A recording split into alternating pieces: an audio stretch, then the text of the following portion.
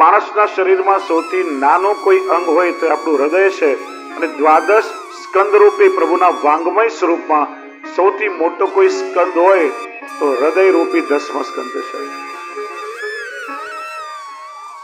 આ ફરક છે જીવના સ્વભાવમાં અને પ્રભુના સ્વભાવમાં. આપણને કોઈ ગમે એટલું આપે, મેરું સમાન આપે તો રાઈ જેટલું લાગે, સંતોષ જ ન થાય.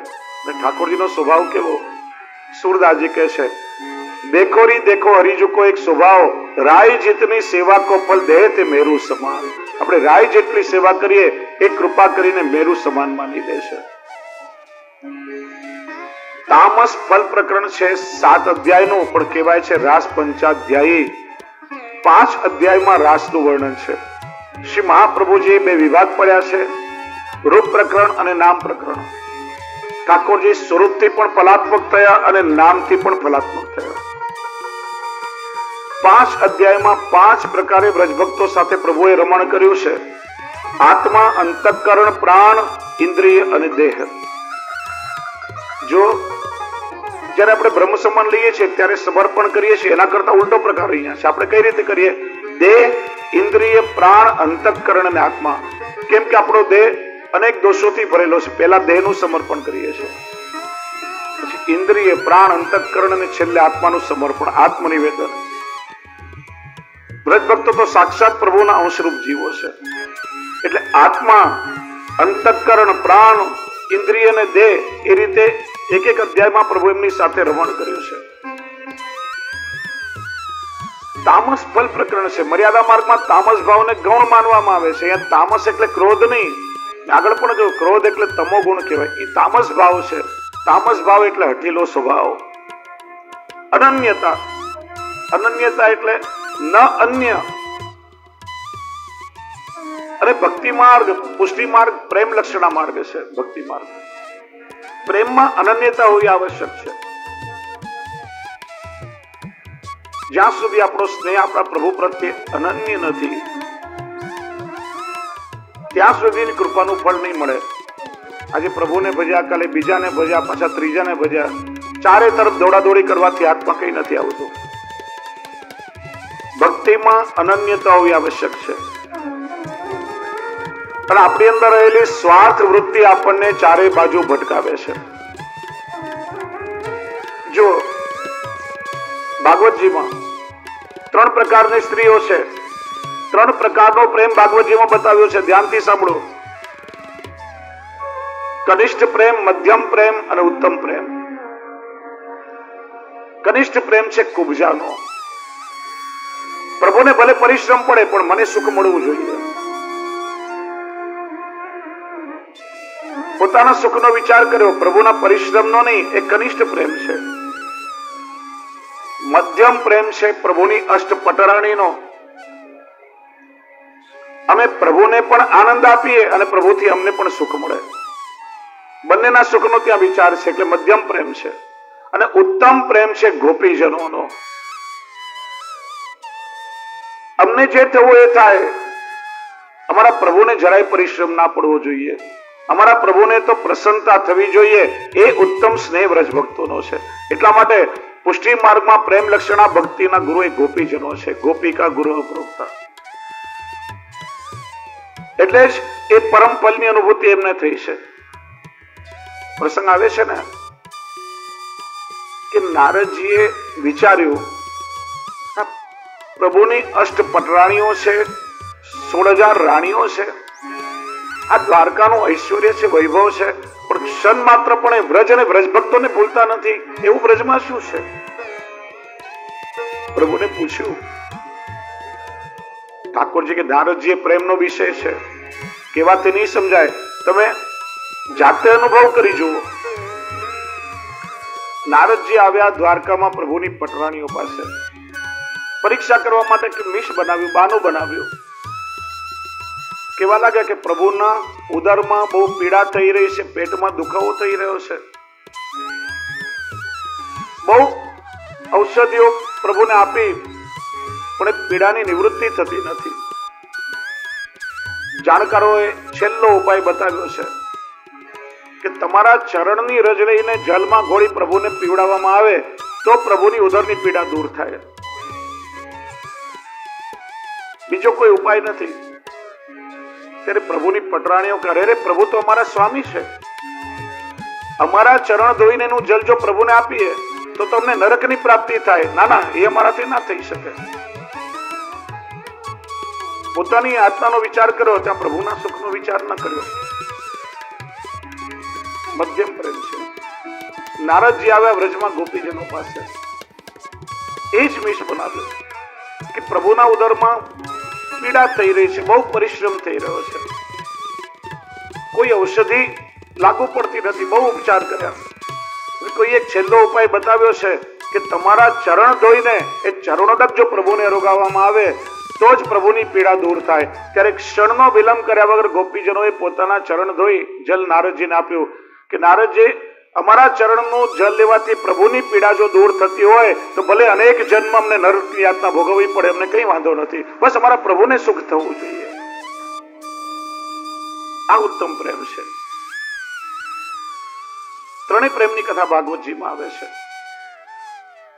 એટલા માટે પ્રેમના માર્ગમાં અનન્યતા જરૂરી છે. જેનો આશ્રય કર્યો એમાં જ સર્વસ્વ આપણને મળી ગયો. પછી ચિત્ત જ્યાં ત્યાં ભટકે નહીં, આપણું ચિત્ત પ્રભુમાં અટકી જાય. એનું નામ છે અનન્યતા. એ તામસ ભાવ. તામસ ભાવ એટલે દ્રઢ આશ્રય. એટલે જ આ તામસ ફલ પ્રકરણ છે. અને એ જ હૃદયરૂપી પંચ પ્રાણોનું દર્શન રાસ પંચાધ્યાયના માધ્યમથી આપણે કરશું. એવા કોઈ પણ આચાર્ય નહીં હોય કે રાસની ભગવદ લીલાનું ગાન જેને નહીં કર્યું. આ લીલા એટલી અદભુત છે, સમજમાં ના આવે તો મન બુદ્ધિ મોહિત થતા વાર ના લાગે. સમજ્યા વિચાર્યા વગર મૂર્ખાઓ રાસલીલાનું જુદી જુદી રીતે ચિત્રણ કરતા હોય છે. આ રાસમાં તો પ્રભુએ કામને જીત્યો છે. આ લૌકિક લીલા નથી, પ્રભુની દિવ્ય લીલા છે. જ્ઞાનીને જયારે પૂછવામાં આવ્યું તમારા માટે રાસલીલા શું, જ્ઞાન માર્ગે કહ્યું તત્વમ અસી, જેમાં તત્વ એટલે રાધા, ત્વમ એટલે કૃષ્ણ, રાધા અને કૃષ્ણ બંને એક થઈ જાય, એનું નામ છે રાસ. યોગ માર્ગીને પૂછવામાં આવ્યું રાસ એટલે શું, ત્યારે કહ્યું અનાહત નાદ એટલે વેણુનાદ. કુંડલીની શક્તિ એટલે રાધા, અનાહત નાદથી કુંડલીની શક્તિ જાગૃત થાય અને સહસ્રાર ચક્ર એવા વૃંદાવનમાં પહોંચે, સમાધિ લાગે અને જે પરમ આનંદની અનુભૂતિ થાય એનું નામ છે રાસલીલા. શ્રી મહાપ્રભુજી આ રાસનો અર્થ સમજાવ્યો છે. બ્રહ્માનંદાત સમુદ્રત્ય ભજના આનંદ યોજને લીલાયા યુજ્યતે સમ્યક સાતુર્ય વિનિરૂપ્યતે.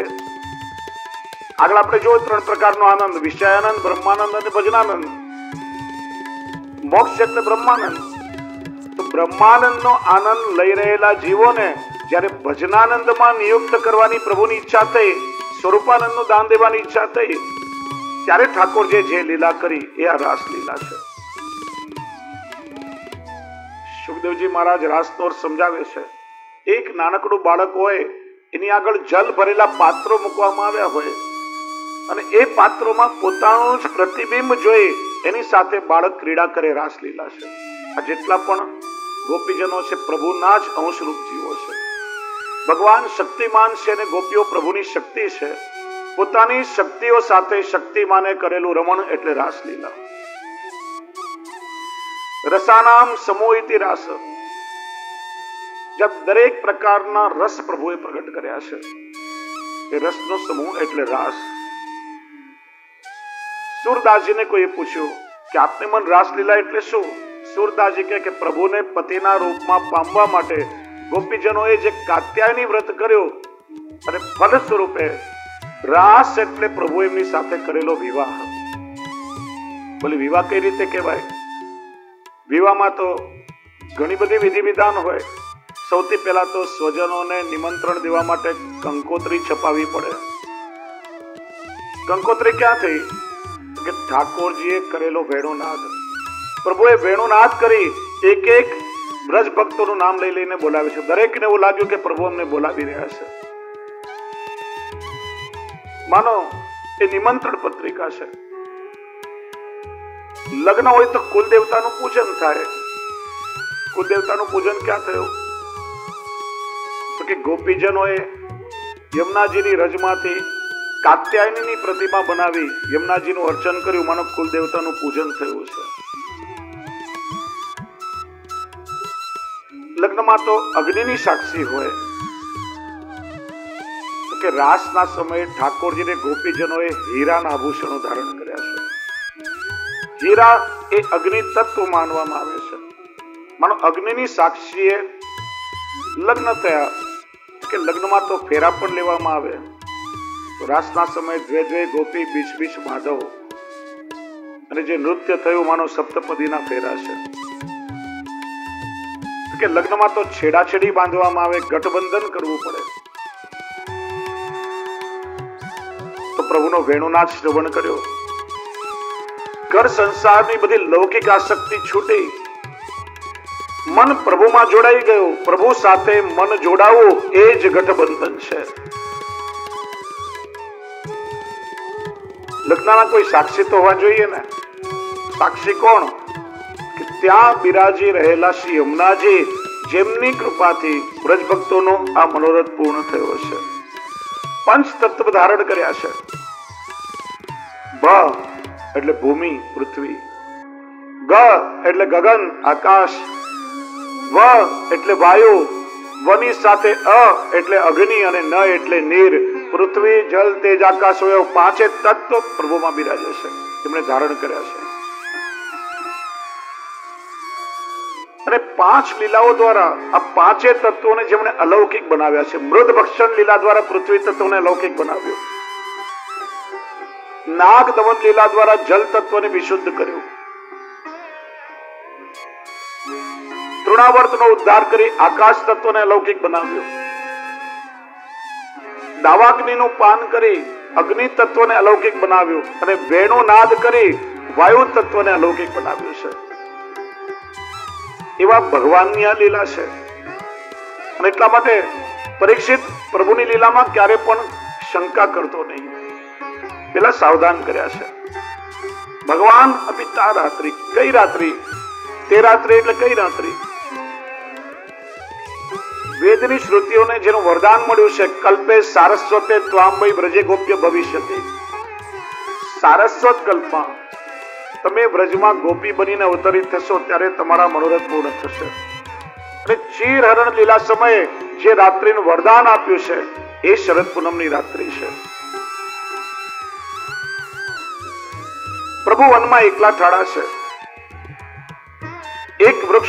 એક ચરણ વૃક્ષ પર ટકાવ્યો છે કદમના, અને એક ચરણ ધરતી પર છે. મનમાં રાસનો સંકલ્પ કર્યો. હે વ્રજ ભક્તો, યુગો જૂનો તમારો મનોરથ પૂરો થવાનો સમય આવી રહ્યો છે. ત્રણ જગ્યાએ ઠાકોરજીએ દ્રષ્ટિ કરી. સૌથી પહેલા ત્યાં વૃક્ષો પર મલ્લિકા એટલે મોગરાના સુગંધી પુષ્પો આપોઆપ ચારે બાજુ ડાળી પર ખીલવા લાગ્યા. આખું વાતાવરણ સુગંધી આહલાદક બની ગયું. બીજી દ્રષ્ટિ કરી છે ઠાકોરજી આકાશ તરફ. આ ચંદ્રમા ભૌતિક ચંદ્રમા છે, એમાં ડાઘ છે, કલંક છે. મારે જે લીલા કરવી છે વિશુદ્ધ લીલા છે. આ ચંદ્રમા ન ચાલે. અને ઠાકોરજીએ પોતાના મનમાંથી અલૌકિક ચંદ્રમા પ્રગટ કર્યો. વિચાર્યું આ ભૌતિક રાત્રિ થોડા સમયમાં પૂરી થઈ જશે, પણ આ લીલા તો અનંત છે. એ રાત્રિને ઠાકોરજીએ 6 મહિનાની રાત્રિ કરી નાખી છે. આમ ઘણાને શંકા થઈ 6 મહિનાની રાત થોડી હોય. આજે પણ છે. નોર્થ પોલ સાઉથ પોલ તમે જાઓ, દક્ષિણ ધ્રુવ ઉત્તર ધ્રુવ, આજે પણ 6 મહિના અખંડ સૂર્ય હોય, દિવસ હોય ને 6 મહિના અખંડ ત્યાં રાત્રિ ચાલે છે.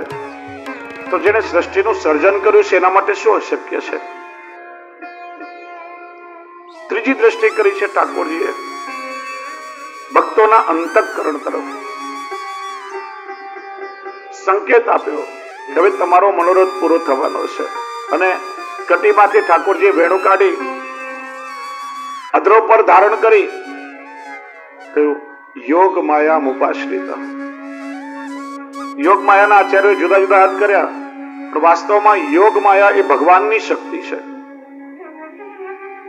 માયાવાદમાં માયા સબલ બ્રહ્મનું નિરૂપણ છે. શ્રી મહાપ્રભુજી કહે છે ભગવાન માયાને આધીન નથી, માયા પ્રભુની દાસી છે. અને યોગ માયા દ્વારા કોઈ પણ વસ્તુ કે વ્યક્તિને ઠાકોરજી એક જગ્યાએથી બીજી જગ્યાએ પહોંચાડે છે.